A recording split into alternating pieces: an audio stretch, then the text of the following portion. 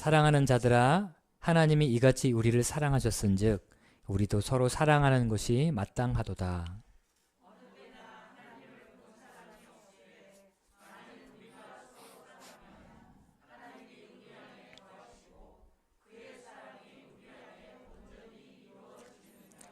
그의 성령을 우리에게 주심으로 우리가 그 안에 거하고 그가 우리 안에 거하시는 줄을 아느니라.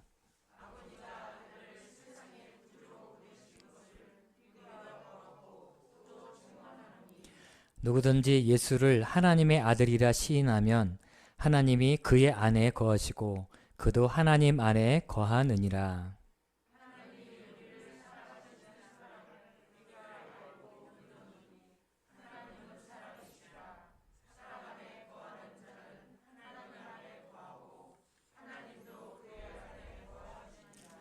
이로써 사랑이 우리에게 온전히 이루어진 것은 우리로 심판날에 담대함을 가지게 하려 함이니 주께서 그러하심과 같이 우리도 이 세상에서 그러하니라.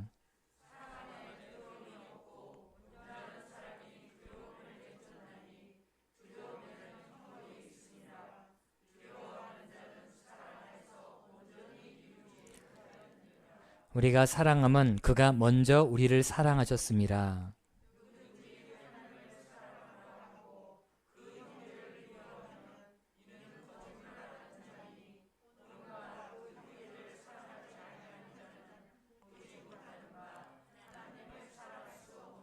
함께 읽겠습니다. 우리가 이 계명을 주께 받았나니 하나님을 사랑하는 자는 또한 그 형제를 사랑할지니라. 아멘. 기도하겠습니다. 할렐루야. 하나님께서 여러분들과 함께 하시는 줄로 믿습니다. 날마다 여러분들이 하나님께서 여러분들과 동행하시는 것처럼 여러분들도 하나님과 동행하시길 주의 이름으로 축복합니다. 이렇게 옆에 있는 분들과 고백해 보시겠습니다. 날마다 주님과 동행하십시다. 아멘. 감사합니다. 지난주 우리들은요, 요한복음 15장 말씀을 가지고 말씀을 들었죠. 요한복음 15장, 주님이 내 안에, 내가 주님 안에 거한다는 것이 무엇인지에 대해서 지난주에 말씀을 들었습니다. 주님이 내 안에, 내가 주님 안에 거하는 것을 예수님께서 무엇으로 비유해서 말씀하셨냐면 가지가 나무에 붙어있는 것으로 이렇게 비유로 설명을 해 주셨어요. 그러니까 주님이 내 안에, 내가 주님 안에 거한다는 것은요, 내가 주님과 하나 된다는 것을 뜻하는 것입니다. 가지가 나무에 붙어있다는 것은 이제 하나잖아, 이제부터는. 그것처럼 주님이 내 안에, 내가 주님 안에 거한다는 것은 내가 주님과 하나 되는 삶을 살아간다는 거예요. 주님과 하나 되는 삶을 살아간다는 것은요, 다른 말로 표현해 본다면 바로 주님과 동행한다 라는 것으로 설명을 할 수 있을 것입니다. 그런데 제가 지난주에 말씀드렸던 것은 우리가 주님과 동행을 하되 교회 오실 때는 가지가 붙어 있다가 나가실 때는 가지가 떨어졌다가 다시 오시면 붙어 있다가 요게 나무가 아닌 것처럼 우리가 교회에서 뿐만 아니라 교회 밖에서도 주님과 날마다 동행해야 된다라고 지난주에 제가 말씀을 드렸습니다. 사도 요한은요, 예수님과 하나 되는 삶, 예수님과 동행하는 삶을 거하다라는 동사를 사용하면서 지난주에 반복적으로 주님이 내 안에, 내가 주님 안에 거한다 라는 말씀을 계속해서 반복적으로 사용하면서 그렇게 설명을 했습니다. 그런데 사도 요한이 요한복음 말씀을 통해서 거하다라는 말씀을 계속해서 반복했던 것처럼 오늘 읽은 본문 말씀 요한 1서에도 보니까요, 거하다라는 말씀을 또 계속해서 반복해서 사용을 하고 있어요. 그리고 이 반복해서 사용하고 있는 이 거하다라는 이 동사를 통해서 우리가 지난주에 들었던 말씀이 아닌 또 다른 주님과 동행하는 삶이 무엇인지에 대해서 우리에게 가르쳐주고 있습니다. 오늘 16절의 말씀 한번 읽어 보시겠습니다. 자, 시작.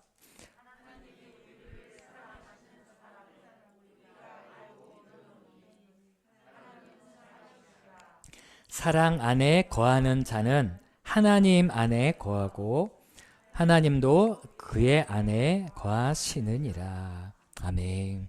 사랑 안에 거하는 자는 누구 안에 거해요? 하나님 안에 거한다라는 것이에요. 그러니까 주님과 동행하는 사람들은 반드시 사랑이라는 열매가 맺혀지게 된다는 것입니다.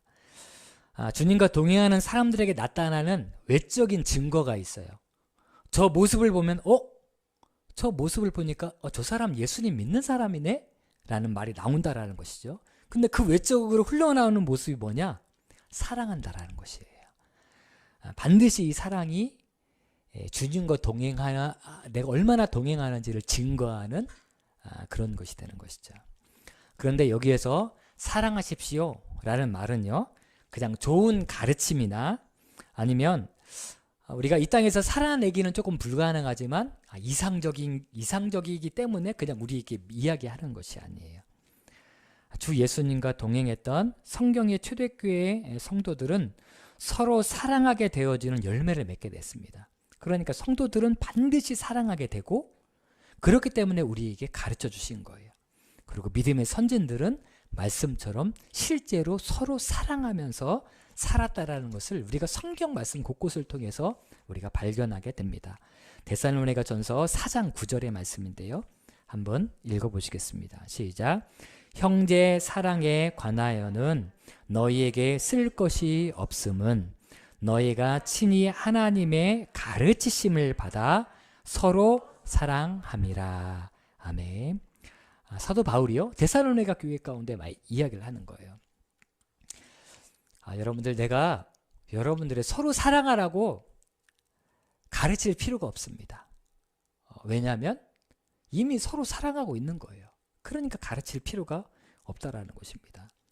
너희가 친히 하나님의 가르치심을 받았다라고 되어 있죠. 이미 성도들이 하나님의 말씀을 들었어요. 그런데 그 말씀을 들은 대로 순종하면서 사랑하면서 살아갔다라는 것입니다. 베드로 사도도 베드로전서 1장 22절 말씀을 통해서 동일하게 말을 하고 있습니다. 한번 읽어보시겠습니다. 자, 시작.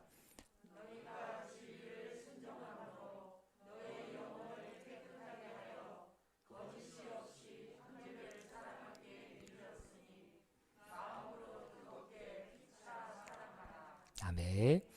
너희가 진리를 순종함으로, 그러니까 진리라는 것은 하나님의 말씀을 들은 거예요. 그런데 들은 대로 순종하면서 어떻게 살아가고 되어 있냐면 너희가 친히 하나님의 가르침을 받아 서로 죄송합니다. 거짓 없이 형제를 사랑하기에 이르렀다라고 되어져 있어요. 거짓 없이 형제를 사랑했다라는 것은요, 그냥 말로만 형제님 자매님 사랑합니다 이런 수준이 아닌 거예요. 실제로 삶 속으로 살아내고 있다라는 것입니다. 이것이 바로 초대교회 성도들이 살아갔던 실제의 삶이었어요. 그런데 이 초대교회 성도님들이요, 이렇게 사랑하는 것이 쉽지만은 않았어요. 저는 그 대표적인 인물들이 바로 예수님의 12제자라고 저는 생각합니다.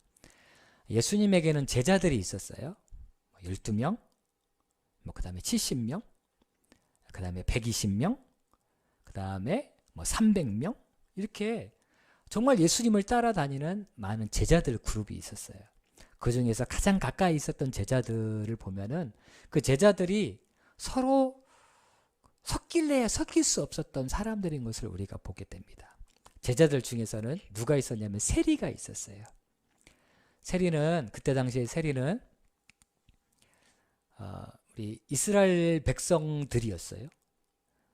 이스라엘 백성들이었는데 세금을 로마에서 예를 들면 10,000원을 걷어오십시오 라고 얘기하면 30,000원, 50,000원까지 걷는 겁니다. 그리고 10,000원은 위로 올리고 나머지는 내가 갖는 거예요. 그래서 그때 당시 세리는요, 거의 역적이었습니다. 우리나라로 말하면 친일파, 그 백성들의 피를 빨아먹는 그런 사람들이었어요. 그런데 예수님의 제자들 중에는 세리가 있었는가 하면 어떤 사람들은 열심당원들도 있었어요. 이 열심당원들은요, 품에 칼을 차고 다니는 사람들이라 해서 열심당원이라고 일컬어졌습니다. 그 사람들은 칼을 가지고 다니다가 누구를 공격하게 해요? 세리와 같은 사람들을 만나면 공격하는 거예요. 그래서 이 사람들을 죽이고 우리가 독립운동을 해서 이 땅을 독립시켜야 된다 라는 생각을 가지고 있었던 사람들이 제자들 그룹 안에 있었어요.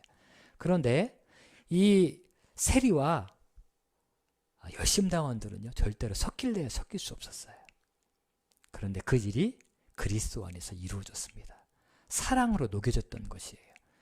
그냥 서로 사랑하라라고 말씀하시는 것은 좋은 말이기 때문에 그냥 우리가 듣는 것이 아니라 실제로 섞일 수 없었던 사람들, 실제로 하나 될 수 없었던 사람들이 그리스도의 사랑으로 하나 되고, 그리고 삶으로 그렇게 서로 사랑하는 삶으로 살아갔기 때문에 우리에게도 그렇게 말을 하고 있는 것입니다. 그래서 사도 요한도 우리에게 서로 사랑하라고 권면을 하고 있는 것입니다. 요한일서 3장 23절의 말씀을 한번 읽어보시겠습니다. 자, 시작.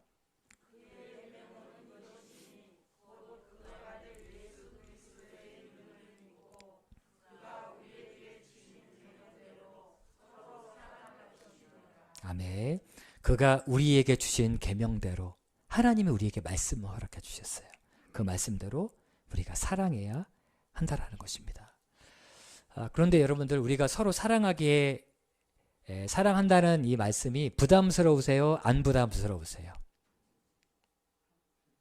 네, 안 부담스러우신 분들도 계시고 부담스러우신 분들도 계시고, 그냥 옆에 계신 분들, 내가 사랑하고 싶은 분들 말고요, 사랑할 수 없을 것 같은 사람들을 사랑한다라는 것은 쉽지 않습니다. 조금 부담스러워요. 여기서 말하는 사랑은 사랑합니다 이렇게 이렇게 이야기하는 수준이 아니에요. 실제로 사랑함을 삶으로 보여주는 거예요. 근데 주님께서는 너무나 부담스럽잖아요. 서로 사랑하는 것이 부담스러운데 이 부담스러운 것을 우리에게 사랑을 하라고 말씀하세요. 왜 그럴까요? 그것은요, 성경 말씀을 찾아보니까 하나님이 우리를 먼저 사랑하셨기 때문이에요.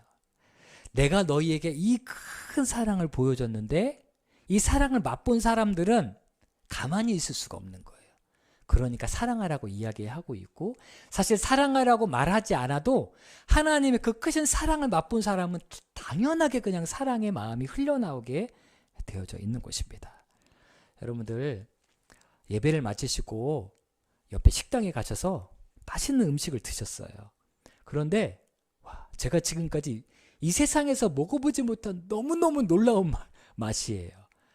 제가 어제 저희 아이들과 오래간만에 짜장면을 먹었습니다.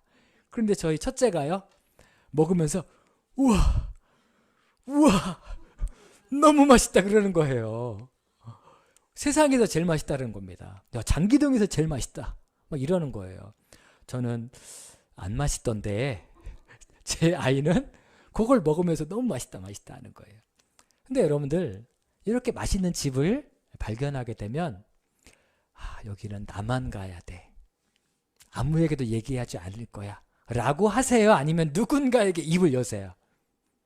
네, 누군가에게 이야기를 해주죠. 왜냐하면 감동을 받으신 분들은 이 감동을 나만 가지고 있을 수가 없어요. 이것을 누군가에게 전해주지 않으면 그 가슴이 터져버릴 것 같은 그런 감동이 우리 안에 있는 것입니다. 자, 오늘 읽은 본문의 말씀, 왜 주님께서 우리에게 사랑하라고 먼저 말씀하셨는지 11절 12절 한 절씩 교독해 보겠습니다. 사랑하는 자들아, 하나님이 이같이 우리를 사랑하셨은즉 우리도 서로 사랑하는 것이 마땅하도다.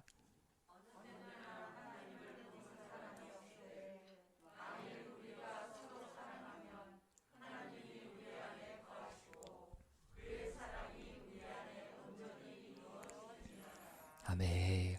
하나님의 사랑은요, 십자가의 사랑이에요. 하나밖에 없는 아들을 십자가에 내어주시는 사랑입니다. 그런데 그 사랑이 얼마나 큰 것인지 그 의미를 실제로 발견한 사람은, 와, 내가 이런 큰 사랑을 받았으니 누군가에게 이 사랑이 흘러갈 수밖에 없는 거예요.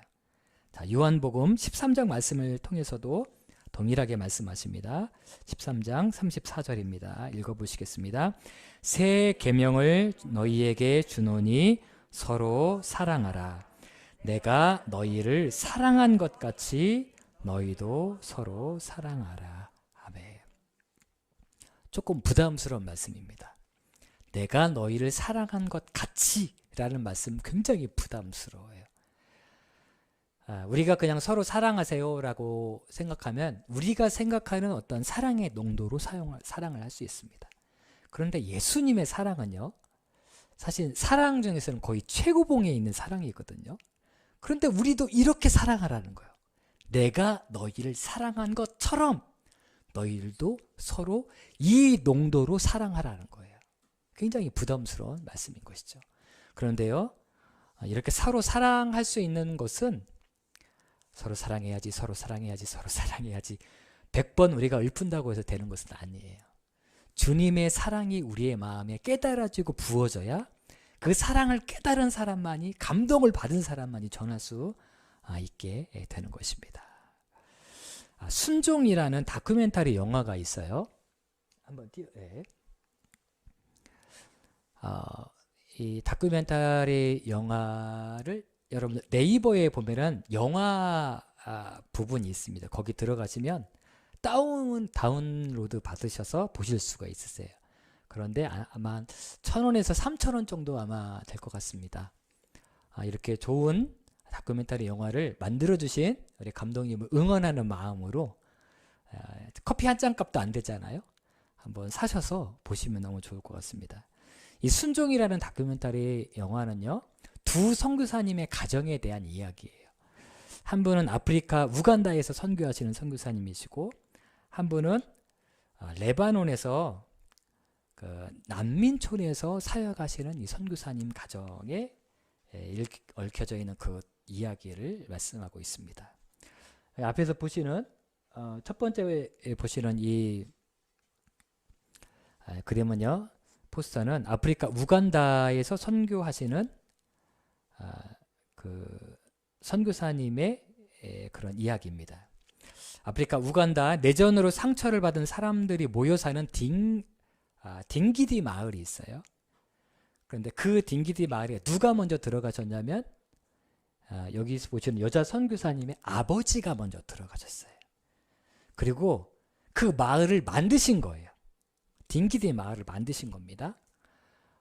내전으로 인해서 상처받고 깨어진 그런 아이들을 모아놓고 그 아이들을 사역을 하신 겁니다. 아버지가. 그런데 그 아버지가 그 사역을 하실 때 이 딸이신 김은혜 선교사님께서 이해를 못하셨어요. 왜냐하면요, 목사님과 선교사님이 사역을 너무너무 열심히 하시면 누가 힘들어요?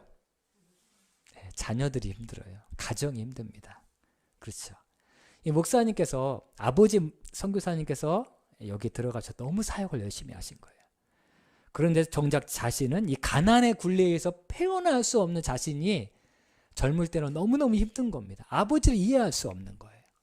그런데 아버지가 그곳에서 돌아가시고 난 다음에 자신이 그 자리에서 아버지의 자리를 이어서 선교의 사역을 감당하시게 돼요. 이 선교의 사역을 감당하실 수 있게 된 이유는 아버지가 그들을 얼마나 사랑하셨는지를 알았기 때문이라고 이야기를 하고, 그리고 자기가 이곳에서 선교의 사역을 감당하면서 그 사랑을 조금씩 알아간다라고 고백을 하고 있어요. 두 번째 포스터, 저쪽에 남자 선교사님은요, 레바논 자흘레 난민촌의 김영화 손희진 선교사님 부부에 대한 그런 이야기입니다. 이 남자 선교사님인 김영화 선교사님은요, 한국에서 대기업 다니시던 분이셨어요. 그러면 딱 그려지시잖아요. 얼마나 편안하고 얼마나 안락하고 얼마나 풍족한지. 그런데 하나님께서 부르셔서 레바논 난민촌으로 가셨는데, 저는 이 다큐멘터리 영화를 보면서 가장 마음이 좀 슬펐던 건 뭐냐면, 이 선교사님께서 한 고국의 한국 땅에 계신 부모님을 생각하는 마음 때문에 너무 마음이 아파하시더라고요. 어머니가 아프신 거예요. 많이 아프시대요. 그리고 남동생이 있는데 남동생이 다운 증후군입니다. 그러면 우리가 인간적으로 생각해 보면, 내가 대기업에 계속 다니면서 몸 아프신 어머니를 좀 돕고, 그리고 동생 다운 증후군인 동생에 대한 마음이 무게가 삶의 무게가 있지 않겠습니까? 너무너무나 이제 내가 그렇게 하지 못하는 것이 너무너무나 마음이 아픈 거예요.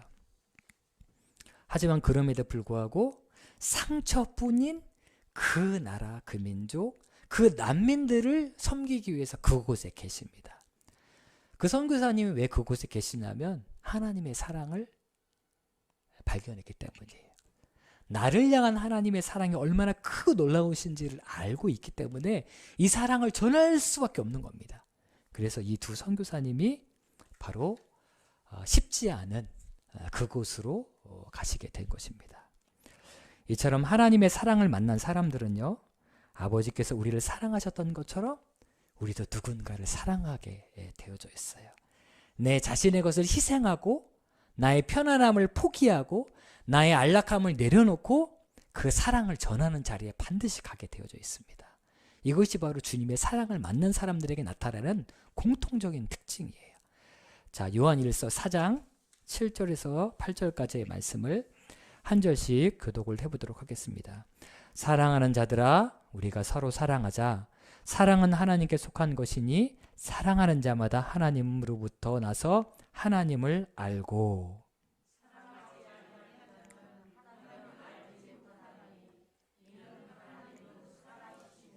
아멘. 여러분들, 우리가 교회를 10년 다니시고 20년 다니시고 30년 다니셔도 다른 사람을 향한 사랑이 우리의 삶 속에서 흘러나오지 아니하면, 성경을 보니까 사랑하지 아니하는 자는 8절에 보니까 어떻다고요? 하나님을 알지 못하는 거예요. 우리가 아무리 교회를 오래 다녀도 다른 사람을 향한 사랑이 흘러가지 아니하면 우리는 하나님의 사랑을 잘 깨달았지 못하는 사람들이에요. 우리 20절 21절 말씀도 우리 한 절씩 교독하겠습니다. 누구든지 하나님을 사랑하노라 하고 그 형제를 미워하면 이는 거짓말하는 자니, 보는 바 그 형제를 사랑하지 아니하는 자는 보지 못하는 바 하나님을 사랑할 수 없느니라.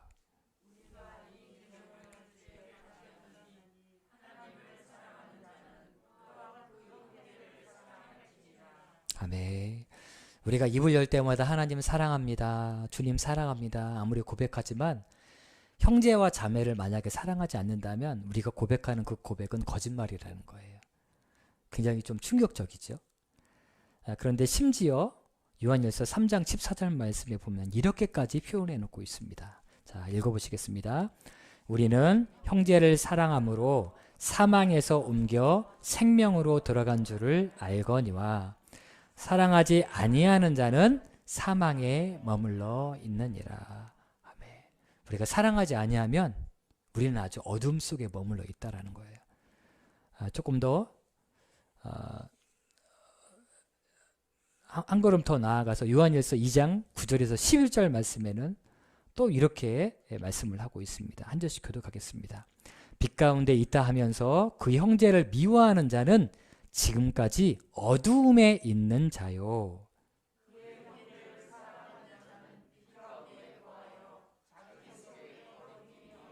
함께 읽겠습니다. 그의 형제를 미워하는 자는 어두움에 있고 또 어두움에 행하며 갈 곳을 알지 못하나니 이는 그 어두움이 그의 눈을 멀게 하였음이라. 아멘. 성경에서는요, 내 옆에 있는 사람을 사랑하라고 말씀하시는 것을 뛰어넘어서 내가 미워할 수 있는 사람을 사랑하라고 말씀하세요. 그래서 9절에 빛 가운데 있다 하면서 그 형제를 미워하는 자는 이라고 되어 있잖아요. 그러니까 미워할 수밖에 없는 사람을 사랑하는 단계까지 나아가야 한다라고 성경에서는 말씀을 하고 있다는 것입니다. 여러분들 미운 사람이 있으세요? 있으세요? 네, 있으세요? 없으세요? 네, 있으세요. 어떤 분들은 나랑 가까이 있는 분들을 미워하시는 분들 계시고, 어떤 분들은 이 국가를 이끌어 가시는 분들을 미워하시는 분들도 계시고, 네, 그러시죠? 네, 우리는 미움이라는 감정이 있습니다. 근데 미워할 수밖에 없는 사람을 사랑하는 것이 바로 주님과 동행하는 사람들의 모습이라는 것을 성경에서는 분명히 우리에게 가르쳐주고 있습니다. 베드로전서 4장 8절의 말씀을 우리 다시 한 번만 읽어보겠습니다. 시작. 무엇보다 서로 사랑할지니 사랑은 허다한 죄를 덮느니라. 아멘. 주님께서 사랑하라고 말씀하시는 것은요, 그냥 일주일에 한 번씩 뵀으니까 사랑하고 너무 좋아서 사랑하고 이런 수준이 아니에요. 허다한 죄를 덮느니라고 돼 있잖아요. 허다한 죄가 있는 사람을 사랑하는 것이, 그것이 주님의 사랑이에요. 여러분들, 우리를 한번 보세요. 예수님을 믿기 전에 허다한 죄가 있었어요? 없었어요? 정말 너무너무 많이 있죠.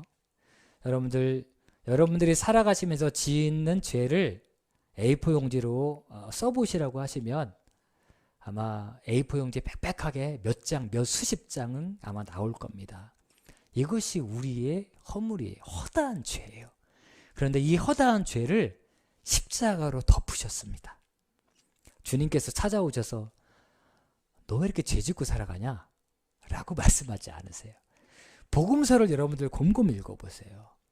복음서를 곰곰이 읽어보면 예수님께서는 죄인들에게 찾아가서 꼬치꼬치 따지지 않으셨어요. 한 번도. 너 언제 죄를 지었어? 언제부터 죄를 짓기 시작했어? 죄 지으니까 마음이 후련하디?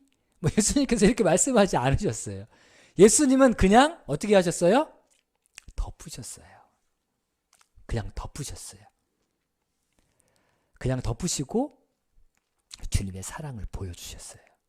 그 사랑이 십자가인 것입니다. 그리고 이 사랑을 우리도 이 땅 가운데에서 하면서 살아가라고 우리에게 말씀하고 있는 것입니다. 제가 읽었던 그런 글들 중에서요, 사랑하기 위해 살고 살기 위해 사랑하라라는 글이 있는데요, 이 글을 읽을 때마다 늘 감동이 저에게 다가오고, 이 모습이 바로 우리 교회 공동체에 있는 성도님들 한 분 한 분들이 품어야 될 마음이고, 교회에는 이런 모습이 나와야 된다라는 생각을 하고 있는 글이 있습니다. 한번 읽어드리겠습니다. 지금까지 내가 살 수 있었던 건 우리 교회 분들의 헌신과 기도 덕분이다. 남편을 잃고 홀로 되었을 때 교인들이 매일 찾아왔다. 그리고 나를 돕기 위해 17명의 후원회를 조직하기도 했다. 하루는 연세가 많은 권사님들이 나를 불렀다. 그리고는 이렇게 말씀하신 거예요. 우리는 늙어서 너희 집에 가서 밥이나 빨래를 해줄 수가 없구나. 그래서 하루에 3번 시간을 정해놓고 너를 위해 기도하고 있단다 라고 말씀하신 거예요. 자, 그런데 여기까지 읽으면 그렇구나, 이 사람 참 좋은 사람이구나, 기도해 주시는 분들이 있으셔도 좋겠구나 생각이 들어요. 그런데요, 기도해 주시고 섬겨 주시는 이 섬김의 사랑이 얼마나 큰 것인지 계속해서 읽으면 알 수 있습니다. 왜냐하면 이 성도님은요, 이 사랑을 받을 만한 자격이 없는 사람 같은 삶을 지금까지 살았기 때문이에요. 계속 읽어드리겠습니다. 그러나 부끄러운 고백이지만 나는 한때 교회의 가시 같은 존재였다. 여전도에 총회가 있는 날이면 부목사님들은 내 입에서 어떤 말이 나올지 긴장하며 듣곤 했다. 한 번은 교회의 목사님의 거취 문제로 불거진 어려움이 있었다. 그때 내가 앞장서서 의견을 냈고 남편은 앞장서서 그 일을 막았다. 남편과 뜻이 맞지 않다 보니 결국 나는 교회를 나가게 되었다. 그렇게 나 혼자 다른 교회를 옮겨 다니다가 슬그머니 다시 교회로 돌아왔다. 이런 분을 받아줄 교회가 없는 거죠. 그러니까 다시 교회에 돌아오셨어요. 그래서 내게 닥친 고난을 보고 그들이 외면해도 나는 할 말이 없었다. 그냥 할 말이 없잖아요. 그냥 조용히 그냥 교회 가서 신앙생활 해야지. 이런 생각을 하고 교회로 다시 돌아온 겁니다. 그런데 내가 멀리하던 권사님들과 장로님들이 먼저 나를 찾아오셨다. 그리고 나를 끌어안고 같이 먹고 살자며 기도해 주셨다. 교인들이 뜨거운 가슴으로 가시 같은 나를 녹였다. 가시 같은 나를 녹여준 거예요. 사랑으로. 만약 그들이 나를 돌아보지 않았다면 나는 이미 죽었을지도 모른다. 혹시 당신 주변에 가시 같은 사람이 있습니까? 그 사람만 없으면 편할 것 같고 교회가 더 잘 될 텐데 하는 생각을 하고 있을지도 모릅니다. 그런데 가시를 빼면 그 영혼은 죽습니다. 그리고 그 빼낸 상처가 귀에 남잖아요. 그리고 우리에게는 상처로 남게 됩니다. 그 가시를 끌어안고 사랑으로 녹여내길 바랍니다. 그것이 하나님께서 말씀하신 진정한 사랑입니다. 나는 교인들의 뜨거운 사랑으로 녹여진 사람입니다. 교인들이 내 허물을 크고 놀라운 사랑으로 덮어주었어요. 그 사랑을 조금이라도 갚으려는 마음에 식사를 대접하라고 했더니 권사님들이 이렇게 말했습니다. 우리가 너한테 뭘 해줬다고 한턱을 내니? 그 말을 듣고 내가 말한 거예요. 저를 위해 늘 기도해 주셨잖아요. 그리고 집에 와서 밥도 해주시고 이불 빨래도 다 도맡아 해주셨잖아요. 아이들이 아플 때는 저 대신 병원도 데려가 주시고 신발이 닿으면 사주셨잖아요. 그리고 아무도 제 생일을 챙겨주지 않을 때 케이크를 사들고 오셨고요. 라고 이렇게 감사의 마음을 권사님들께 전했어요. 그러자 권사님들이 이렇게 말했습니다. 아이고, 우리는 이미 다 잊어버렸는데 별걸 다 기억하는구나. 우리가 내게 한 걸 기억하고 있다면 그건 하나님의 사랑이 아니란다. 사랑은 주고 잃어버리는 거란다. 라고 얘기한 거예요. 그 말을 듣고 이렇게 말씀하십니다. 그 말을 듣고 나는 매우 부끄러웠다. 그때까지 나는 누군가에게 도움을 주고 나면 어떤 식으로든 생색을 냈기 때문이다. 이렇게 말했습니다. 또 권사님들은 내게 이렇게 말을 했다. 내가 꼭 우리에게 감사하고 싶다면 다른 사람에게 갚아라. 그래야 사랑이 돌고 돌아 땅끝까지 이르게 된단다. 라고 말씀을 하셨다라는 것입니다. 여러분들, 교회는 이런 사랑이 있어야 되는 곳입니다. 사랑할 수 있는 사람이 있어요. 너무 착하게 신앙생활 하시면 사랑할 수밖에 없죠. 그런데 간증했던 이 성도님처럼 다른 사람을 자꾸 찌르면서 힘들고 어렵게 했던 사람도 있어요. 그런데 그 인생을 바꿀 수 있는 방법은 하나밖에 없습니다. 주님의 사랑으로 그의 가시를 녹여버리는 거예요. 그리고 교회는 이런 공동체가 되어야 되고 우리는 이런 사람이 되어야 하는 것입니다. 이 시간에 우리 함께 찬양하시고 기도하시겠는데요. 예수 사랑하심을 우리는 성경에서 배웠습니다. 예수님의 사랑이 얼마나 크고 놀라운 것인지 우리는 성경에서 이미 배웠어요. 그렇다면 우리도 사랑해야 합니다. 누구를 사랑해야 돼요? 사랑할 수 없을 것 같은 사람, 허다한 죄가 있는 사람은 사랑해야 합니다. 그런데요, 사랑할 수 없을 것 같은 그 사람은요, 여러분들 주위에 있을 확률이 굉장히 높습니다. 남편일 수도 있고요, 아내일 수도 있고, 시아버지일 수도 있고, 시어머니일 수도 있고, 우리의 자녀들일 수도 있고, 회사에서 만나는 밖에서 만나는 나의 직장 동료일 수도 있어요. 그 사람들에게 사랑을 흘려보내라고 말씀하십니다. 하나님께서 나를 사랑하셨던 것처럼 나도 그들을 사랑하라고 말씀하세요. 이 찬양하시고 우리가 결단하면서 함께 찬양하시겠습니다.